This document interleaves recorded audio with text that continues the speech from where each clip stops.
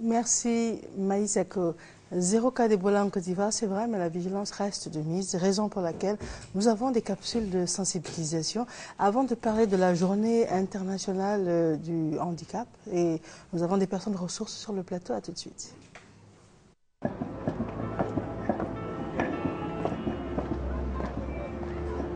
Bonjour Léo. Bonjour Afou.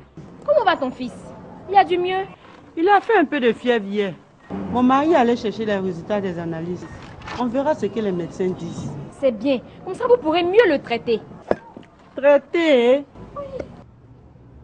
Moi, je sais que mon fils n'a rien de grave. Maux de tête, plus fièvre, plus douleur dans le corps. Égal palu, je peux soigner ça ici. Mais, tu connais mon mari? Il tenait à aller chercher les résultats des analyses. Voisine, ça peut être fièvre typhoïde aussi. Hein. J'ai déjà eu ça. J'ai encore le reste de mes médicaments là. Attends, viens aller chercher, tu vas lui donner. Léo, ton fils là, ses yeux sont jaunes. Ses dents sont jaunes. Son pipi est jaune. Oui. Il a la jaunisse. Vieux coigne. Attendez, hein. Moi je pense que le petit là, il a ça. Il a quoi? Si tu dis là, tu vas me sentir. Mon fils n'a pas Ebola.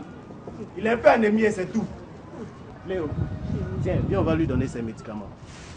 Ebola. Vous savez ce que c'est? Population de Côte d'Ivoire. Le virus Ebola est une menace réelle qui frappe à nos portes.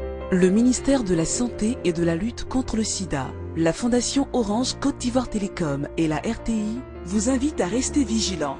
La détection précoce et la rapidité des soins médicaux offrent plus de chances de guérison.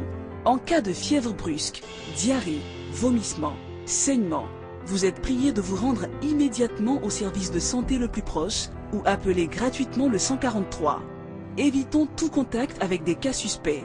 Répandre l'eau de Javel sur toutes vomissures ou celle des personnes suspectées d'être infectées. Évitons de manipuler les morts.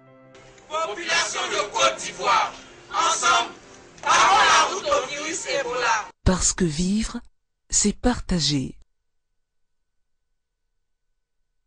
Alors, en prélude de la journée internationale des personnes handicapées, donc demain, 3 décembre, nous recevons Madame Viviane Koussa. Elle est sous-directeur de la promotion des droits des personnes handicapées. Madame, bonjour. Bonjour, madame. Nous recevons également le docteur Aboudraman Koulibaly. Il est médecin en rééducation et médecine physique. Docteur, bonjour. Bonjour. Très bien. Alors, je donne d'abord la parole à la dame. Oui. À l'occasion de la journée internationale de la promotion des personnes handicapées, le gouvernement, à travers son ministère d'État, le ministère de l'Emploi, des Affaires sociales et de la formation professionnelle, organise des activités pour faire la promotion. D'accord. Alors, on a un petit problème technique. On n'entend pas nos invités. Donc, une page à la discrétion de la réalisatrice. Le temps de régler ce petit problème technique. Maman, voici la maman. Oh, la maman du caddie. Bonjour Adja. Bonjour voisine. Hey, Aniko, ça va bien? Il est toujours en pleine forme. Qu'est-ce qui ne va pas, Adja? Je viens de l'hôpital encore. Kadi est toujours malade. Encore? Je ne sais pas quoi faire. Voisine, dis-moi, nous vivons ensemble dans le même quartier. Nos enfants jouent ensemble. Ton fils est toujours en pleine forme. Quand ta Kadi, elle est tout le temps malade. Ce n'est pas la diarrhée, c'est la grippe. Tu sais, nous sommes entourés de beaucoup de microbes. Avec ces gens qui pissent partout, sans se laver les mains, qui éternuent dans leurs paumes, sans les nettoyer et qui viennent nous serrer les mains. Et surtout, nos enfants, qui jouent partout dans le quartier et puis qui mangent sans se laver les mains. Moi, pour protéger ma famille, pendant 30 secondes, je respecte les 10 étapes du lavage des mains au savon. Je comprends pourquoi ton fils Yannick est toujours en pleine forme. Avec ces gestes simples, toi, ta famille, vous resterez toujours en bonne santé. Merci ma soeur. Désormais, le lavage des mains avec du savon sera pratiqué par toute ma famille. Et vraiment, crois-moi, j'y veillerai personnellement. Notre santé se trouve entre nos mains. Gardons-les toujours propres. Ceci est un message du ministère de la Santé et de la lutte contre le sida. Les 10 étapes du lavage des mains avec du savon. Retirez les bijoux. Suivez les 10 étapes du lavage des mains. Respectez un temps minimum de 30 secondes. 1. Mouillez les mains avec de l'eau propre. 2. Appliquer du savon sur toute la surface de la main. 3. Se frotter la paume des mains soigneusement. 4. Frotter la paume de chaque main avec le côté extérieur de la seconde main. 5. Frotter les faces des doigts entrecroisés. 6. Se frotter soigneusement le côté extérieur des doigts avec la paume de l'autre main. 7. Frotter chaque pouce à l'intérieur de la paume opposée. 8. Frotter chaque bout de doigt de manière circulaire à l'intérieur de la paume opposée. 9. Rincer correctement les mains. 10. Laisser les mains devenir sèches avant tout contact. Se trouve entre nos mains. Gardons-les toujours propres. Ceci est un message du ministère de la Santé et de la lutte contre le sida. Merci, vous êtes venu ici sans nous informer. Nous allons donc reprendre. Je vais vous présenter mes invités. Madame Viviane Kossa, qui est sous-directeur de la promotion des droits des personnes handicapées, et le docteur Aboudraman Koulibaly, qui lui est médecin en rééducation et médecine physique. C'est en prélude de la journée internationale des personnes handicapées. Madame, bonjour. Oui, bonjour madame. Donc je disais tout à l'heure que le gouvernement, à travers son ministère d'État, ministère de l'Emploi, des Affaires sociales et de la formation professionnelle, organise des activités, des actions pour marquer sa solidarité vis-à-vis des personnes en situation de handicap pour la journée internationale des personnes handicapées. D'accord, très bien. Quand vous parlez de soutien, qu'est-ce qui va se passer concrètement? En matière de soutien, il y a eu déjà beaucoup d'émissions de sensibilisation. D'abord parce qu'il faut amener la population à changer de regard vis-à-vis des personnes en situation de handicap. Et il y aura des remises d'appareils orthopédiques. Il y a eu des personnes en situation de handicap battantes qui ont été récompensées déjà par le ministre d'État, ministre de l'Emploi, des Affaires sociales et de la formation professionnelle, le ministre d'État Dosso Moussa, et d'autres activités encore qui ont lieu tout au long de cette journée-là, qui auront lieu. D'accord, très bien. Et vous, docteur, bonjour. Bonjour.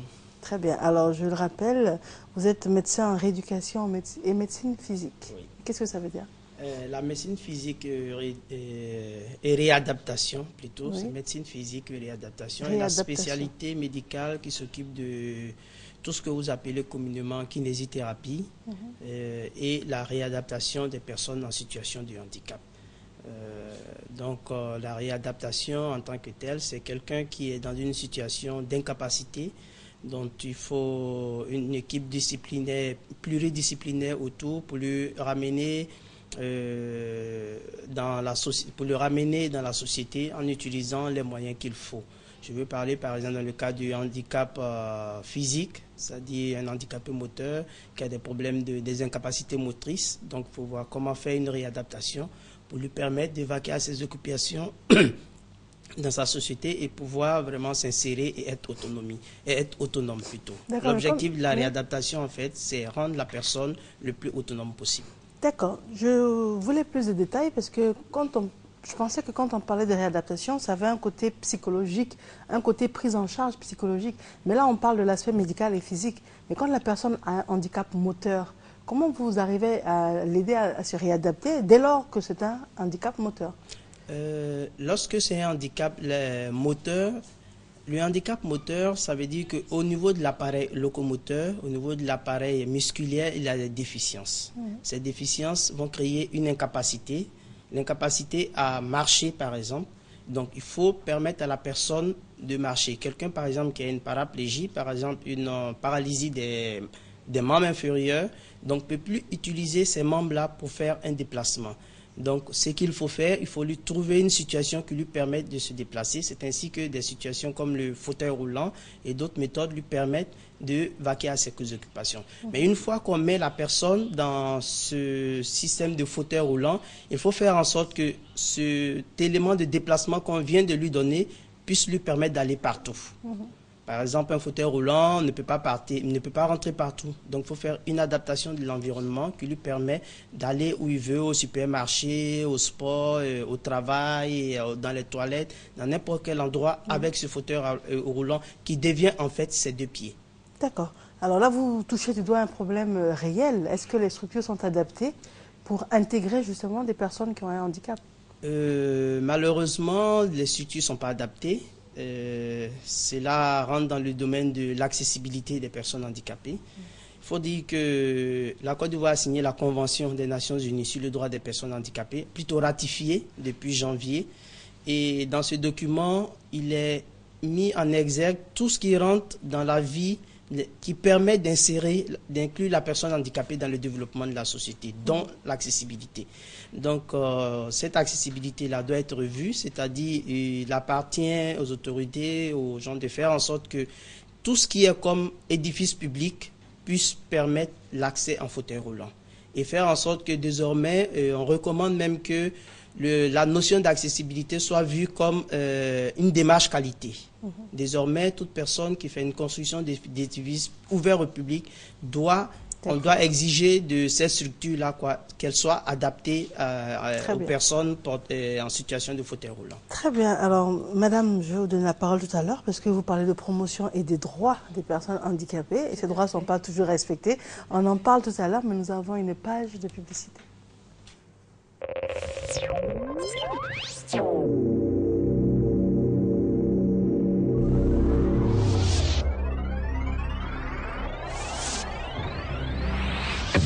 Sous le parrainage de M. Soro Guillaume, président de l'Assemblée nationale, et sous la présidence du ministre d'État Dosso Moussa, la Confédération des organisations des personnes handicapées de Côte d'Ivoire, COPHCI, organise ce mercredi 3 décembre 2014 à l'hôtel du district d'Abidjan la commémoration de la Journée internationale des personnes handicapées à 9h sous le thème « La valorisation du potentiel et des talents des personnes handicapées, une nécessité dans le processus de développement de la Côte d'Ivoire ». Populations ivoiriennes, vous y êtes tous invités. Infoline 07 20 03 02. L'Autorité nationale de régulation des marchés publics, ANRMP, porte à la connaissance des acteurs de la commande publique et particulièrement des entreprises que, conformément à l'arrêté numéro 118/MPMB du 26 mars 2014, les premières décisions de sanctions sous forme d'exclusion de toute participation au marché public pendant une période de 2 ans à l'encontre d'entreprises reconnues coupables d'inexactitudes délibérées, de pratiques frauduleuses et d'actes de corruption ont été prononcées depuis le 10 octobre 2014. La NRMP invite en conséquence les candidats à se garder de commettre ces violations sous peine de se voir exclure de toute participation aux procédures de passation des marchés publics. L'AREA organise son 8e dîner gala au profit des enfants handicapés intellectuels de la Page Blanche le samedi 6 décembre 2014 au Eden Golf Hotel Abidjan à partir de 20h. Au programme, prestations d'artistes et de nombreuses surprises. Carton d'invitation disponible à la Page Blanche. Infoline 22 41 02 07 07 00 12 22 02 23 71 61. Avec vous, nous existons.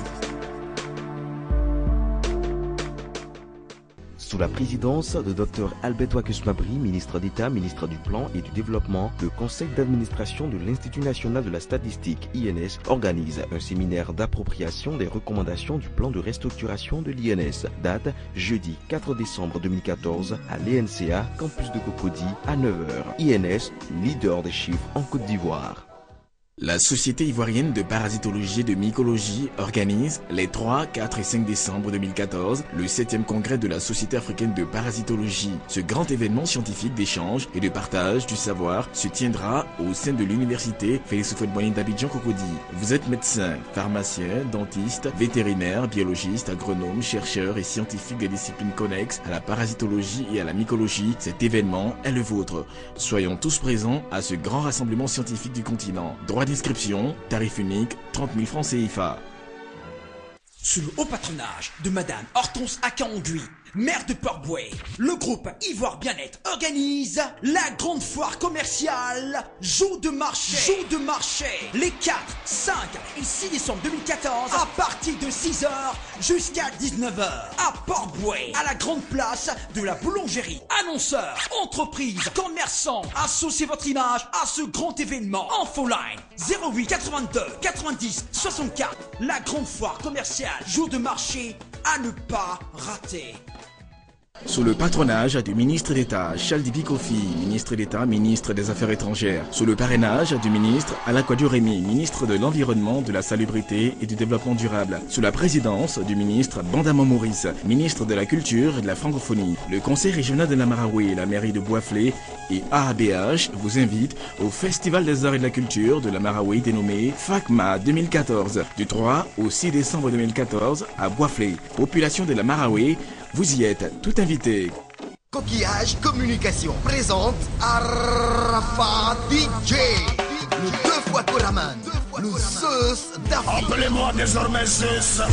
Et à Mogola. En concert live, explosif. Le vendredi 26 décembre 2014 au Palais de la Culture d'Abidjan. Un spectacle tout feu, tout flamme. Ticket au tarif unique de 10 000 francs CFA. Annonceur, associez votre image au plus grand concert de cette fin d'année. Infoline 22 42 0004 02 40 17 17 08 49 99 68.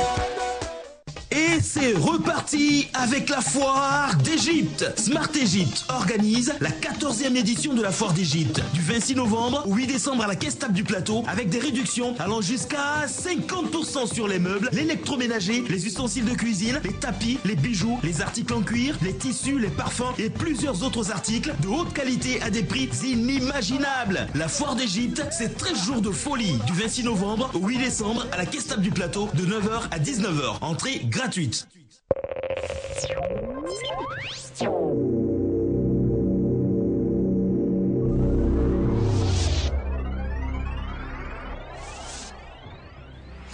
Si vous nous prenez en cours, merci de nous suivre. Nous sommes avec Madame Viviane Kossa et le docteur Aboudraman Koulibaly en prélude à la Journée internationale des personnes handicapées, demain, 3 décembre. Alors, Madame, on vous posait la question de savoir, on parle des droits des personnes handicapées et il y a problème. Tout à fait, il y a problème. Il y a problème parce que la population a un regard discriminatoire vis-à-vis des personnes en situation de handicap. Donc, la direction de la promotion des personnes handicapées est la structure chargée de défendre les droits de ces personnes-là. Et cela se fait à travers les sensibilisations. Parce qu'il faut changer le regard de tout le monde vis-à-vis des personnes en situation de handicap, parce que nous sommes tous de potentielles personnes en situation de handicap. Mais quand vous parlez de changer le regard, vous voulez nous dire quoi? Que les Ivoiriens ont du dédain, ont du mépris? Moi, je pensais plutôt que c'était un regard d'assistance pour la personne handicapée. Je pense que l'Ivoirien, c'est beaucoup plus la personne qui dit « je peux vous aider à traverser » ou bien « attends mon frère, je vais t'aider ». C'est plutôt ça? Il n'y a pas que ça. Il n'y a pas que ça parce que la personne en situation de handicap rencontre beaucoup de problèmes au niveau de l'éducation, au niveau de l'emploi, au niveau de l'accessibilité dans le milieu physique ou à l'hôpital. Donc c'est tout cela qui est un manquement aux droits de ces personnes en situation de handicap. Voilà. Donc, il faut déjà amener les personnes à accepter les personnes dans le milieu du travail, à l'école et partout. En ce moment-là, nous respectons les droits de ces personnes handicapées. Il ne suffit pas de les faire traverser, ce n'est rien ça. Ils peuvent avoir un parent pour le faire. Mais déjà, il faut que la personne qui est en face de toi, tu vois, en face d'une personne en situation de handicap, voit cette personne-là comme une personne à part entière. C'est à cela que nous voulons arriver, qu'il n'y ait pas de différence.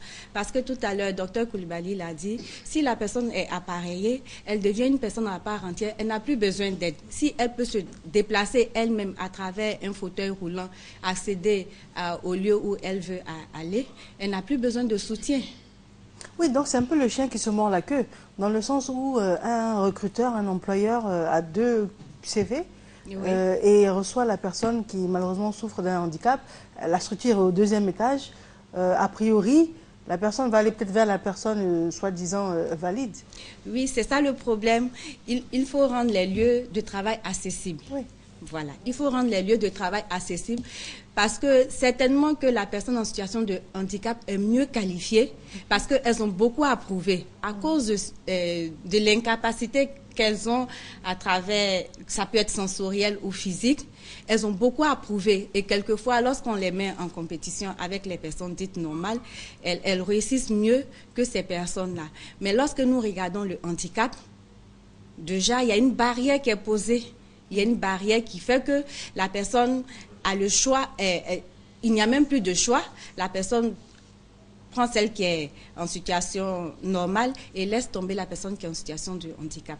Donc, il y a cette discrimination qui est là. Mais quand je prends l'éducation, au niveau de notre système éducatif, il y a beaucoup d'enfants qui sont mis sur le carreau à cause du handicap. Quand on prend les enfants sensoriels, nous avons... Qu'est-ce que ça veut dire? Les enfants sensoriels, ce sont les enfants en situation de handicap auditif ou les non-voyants. D'accord. Voilà. Donc, en Côte d'Ivoire, nous avons 2 structures qui les prennent en charge. Donc, déjà, au niveau des écoles, il y a un problème. Ils ne peuvent aller que dans ces structures-là. Donc, il faut déjà faire la sensibilisation pour que ces enfants-là puissent accéder, l'école inclusive, accéder à toutes les écoles. Qu'elles puissent fréquenter les mêmes écoles que tous les autres enfants. Mais les enfants sont méchants entre eux aussi. Parce que si les adultes ont souvent un regard dur, vous imaginez les enfants. C'est à la base que ça commence. C'est pour ça qu'il faut commencer la sensibilisation dès le bas âge. Parce que c'est quelque chose avec lequel nous grandissons. Tout à fait. Voilà. Donc il faut... Vous avez également des images, excusez-moi, vous avez des images d'illustration que je vais vous demander de commenter en même temps. Oui, au niveau de... Là, nous avons... Je vais me permettre puisque voilà, il s'agit d'une situation de réadaptation de personnes qui a une amputation des membres supérieurs, une jeune fille qui voudrait qu'on l'aide à mener des activités culinaires. Donc nous lui avons fait des adaptations et là vous avez là au niveau de la main droite la possibilité de porter une louche et préparer et faire le contrôle au niveau de la cuisson de repas. Et c'est pour dire que la réadaptation a pour objet de répondre aux besoins de la personne. Ça se fait toujours avec l'implication de la personne handicapée. On lui demande qu'est-ce qu'elle veut, quelles sont ses activités, et en fonction de ça, nous essayons de voir comment l'aider à mener ses activités. Il y a une réadaptation classique, qu'on connaît par exemple le fauteuil roulant, les béquilles, mais il y a une certaine réadaptation qui répond au cas par cas. Tout dépend de ce que vous faites dans la vie, tout dépend de ce dont vous avez besoin. Donc les professionnels de la réadaptation ont pour objectif de réfléchir et comment répondre à votre attente pour que vous puissiez être satisfait et que vous puissiez être mieux inséré dans la vie. C'est un peu ces images que nous avons vues. Je voulais un peu rebondir ici un certain élément que vous avez discuté avec Mme Kossa concernant le regard. J'ai parlé de la Convention des Nations Unies. Au début, la situation du handicap était vue comme une situation caritative, comme vous l'avez dit. On aide quelqu'un, on l'assiste et tout ça. Aujourd'hui, cela est vu comme une situation de droit. Droit à l'éducation, droit à la santé, droit à l'emploi. Vous avez donné l'exemple de l'employeur qui choisit celui qui est non handicapé parce que la structure a des étages. Le choix d'un employé ne se fait pas sur l'accessibilité, ça se fait sur la qualité de cet employé-là à répondre à ce que vous voulez. Vous voulez quelqu'un qui pourra faire tel travail.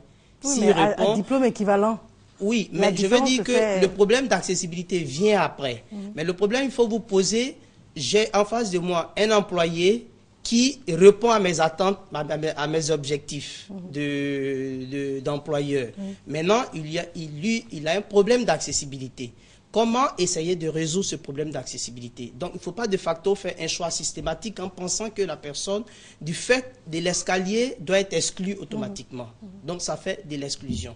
Il faut voir comment le problème d'accessibilité peut être réglé autrement. C'est si l'entreprise a des étages, ça veut dire que l'entreprise dispose de salles aussi au rez-de-chaussée. Pas forcément, elle a peut-être loué un appartement. Non, j'ai dit c'est possible. Donc, il y a possibilité de réfléchir. Et puis, des escaliers peuvent être montés. Il y a plusieurs possibles. Il y a des rampes d'accès à un escalier. La construction d'une rampe ne constitue pas des millions. Et puis, d'autres méthodes d'accès, les barres d'appui et tout ça, qu'on peut faire pour permettre d'abord d'insérer cette personne. Parce qu'en insérant cette personne handicapée, vous êtes en train de résoudre 2 grands problèmes. Parce que ce monsieur, s'il n'a pas un emploi, le choix qu'on lui faut, c'est quoi? C'est se tourner vers la mendicité. Voilà. Et là, vous lui amenez à se valoriser et aussi enseigner à l'ensemble de la population qu'au-delà du handicap, ces personnes-là sont des personnes valeureuses, peuvent accéder à un emploi et valeureusement contribuer au développement de leur pays. C'est une belle conclusion. Madame? Oui, je pourrais dire, dans le sens de Dr Koulibaly, que c'est des personnes qui demandent qu'on leur donne leur chance. Et au niveau de l'État, des dispositions sont en train d'être prises pour pouvoir amener ces personnes à rentrer dans leurs droits. Depuis 2 ans, nous sommes en train de prendre des tests. Il faut dire qu'il y a la loi 98 avant la convention qui était là et nous sommes en train de prendre des tests d'application au niveau de l'éducation, au niveau de l'emploi, au niveau de l'accessibilité pour permettre aux personnes en situation de handicap de vaquer à des occupations comme toute autre personne. Et nous avons aussi un plan, une politique nationale. Vous allez conclure avec, madame? Oui, une politique nationale qui est en voie d'adoption avec son plan triennal qui regroupe tous les ministères techniques qui doivent travailler ensemble parce que le handicap est une problématique qui concerne tout le monde pour travailler ensemble pour le bien-être de la population cible qui est la personne en situation de handicap. Vous souhaitez donner un téléphone, monsieur? Oui, nous sommes la direction de la promotion des personnes handicapées chargée des droits des personnes en situation de handicap. Nous sommes au 20 32 57 33. 20 32 57 33 et nous sommes dans l'enceinte de l'AIP, l'Agence ivoirienne de presse au plateau. Très bien. Je voudrais dire un petit mot avant de terminer. Oui, c'est pour dire que je voudrais lancer un appel pour dire aux populations de ne pas juger la personne handicapée sur le visu. C'est-à-dire vous trouvez quelqu'un qui a des difficultés de vue dont vous estimez qu'il ne peut pas faire ceci, ne peut pas faire cela. C'est des gens qui ont de très grosses capacités qu'il faut mettre à l'épreuve, qu'il faut accepter. En général, il n'y a pas de règle d'exclusion en tant que telle, mais c'est l'individu qui prend sur elle d'exclure une personne. Nous avons eu le cas d'une personne en fauteuil roulant qui a été empêchée de rentrer à l'ENA parce qu'on estimait qu'une personne en fauteuil roulant ne pouvait pas être magistrat. Ça, c'est des situations, aucun texte ne le dit, mais la décision a été prise par le jury. C'est des situations malencontreuses. Et c'est un appel aussi par rapport au spot que nous avons vu. La Confédération des personnes handicapées organise la commémoration de la journée à l'hôtel du district le mercredi. Ce sera l'occasion de parler du thème international des Nations Unies, qui est les technologies en faveur des personnes handicapées qui peuvent permettre à la personne handicapée de faire beaucoup de choses. Et nous demandons à la population de se mobiliser autour de ces personnes handicapées et participer à cet événement-là. Je vous remercie, docteur. Je vous remercie, madame. Merci, madame. Très bien. Hier était la journée internationale contre la lutte contre le sida, c'est vrai, mais la sensibilisation continue et nous allons recevoir pour ce faire Monsieur José de Fardon. Mais juste avant, nous avons une capsule à cet effet.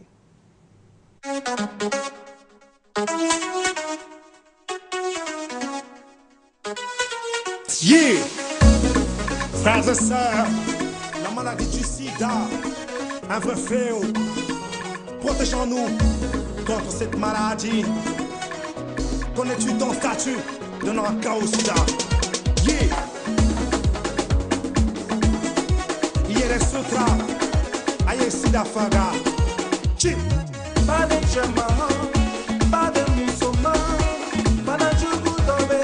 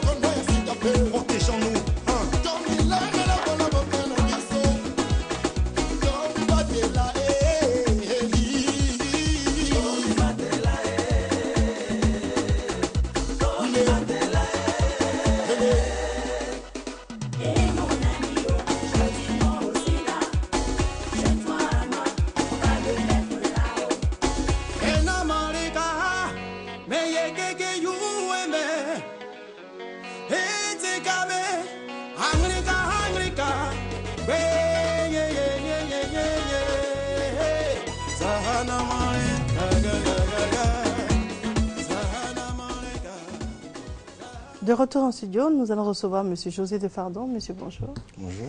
Vous êtes le fondateur de SIL, Simplify Your Life. Il faut se simplifier la vie, en quoi faisant? Alors, nous sommes spécialistes en conception d'applications web et mobile. Donc, on conçoit des applications sur smartphone et des solutions web. D'accord.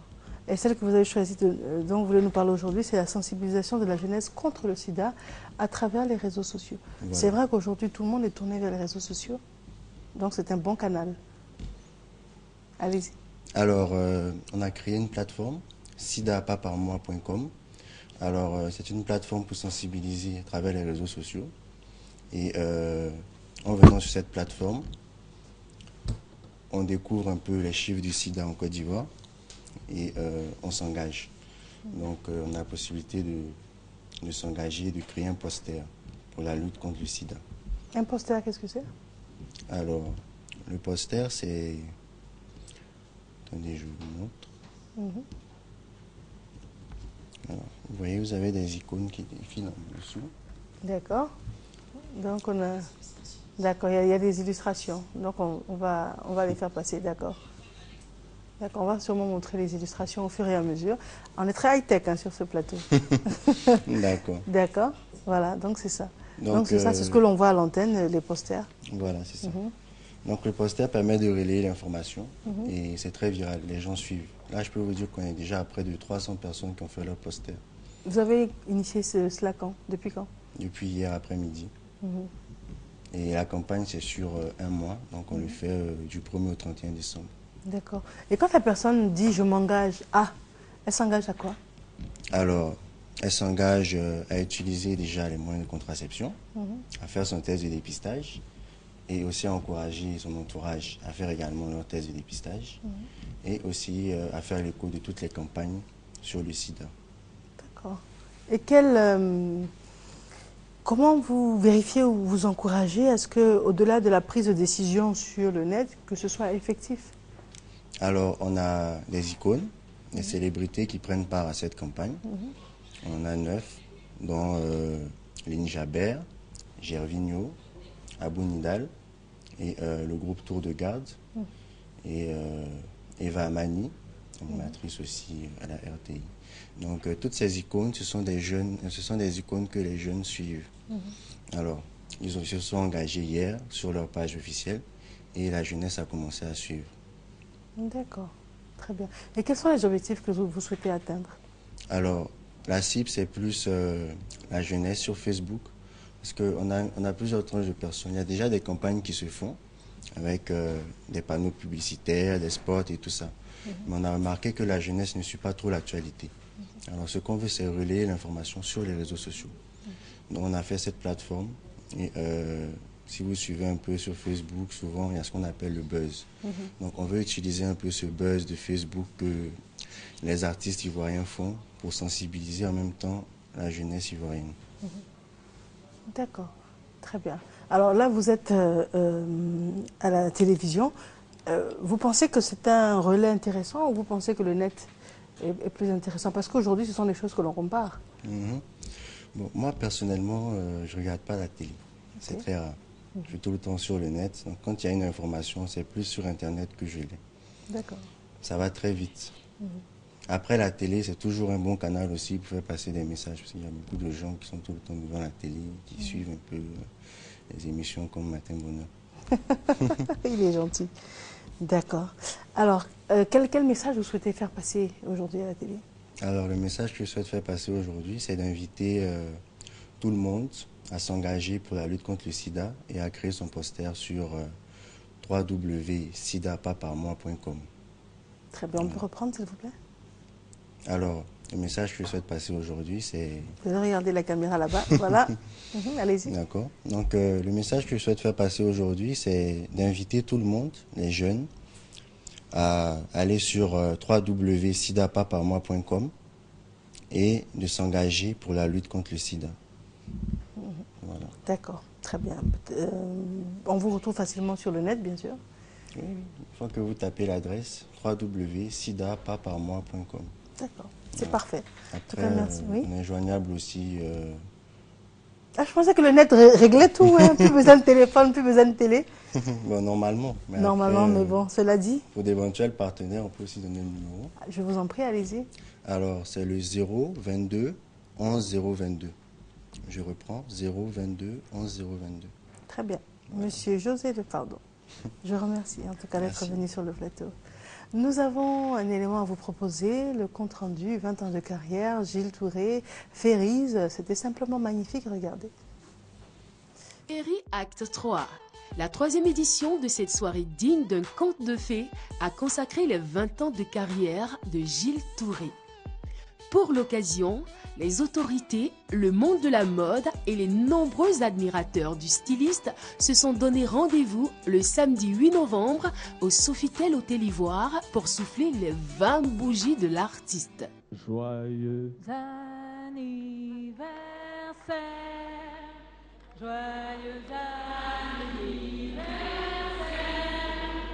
joyeux anniversaire,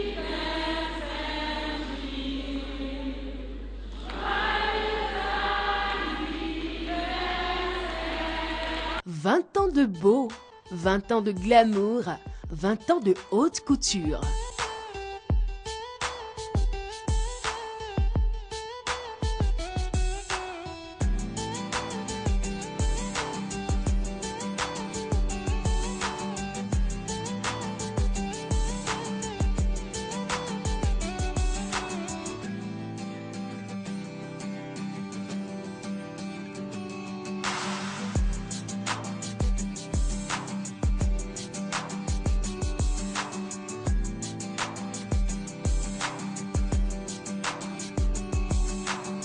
La fête à Gilles Touré, c'était une constellation de lumière, c'était de la magie, c'était tout simplement féerique.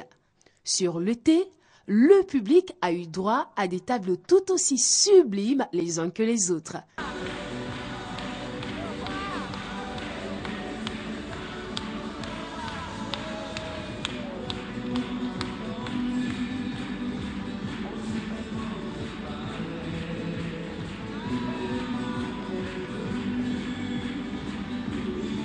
La note musicale de cette soirée a été l'affaire d'un cocktail d'artistes de l'ancienne et de la nouvelle génération aux sonorités envoûtantes.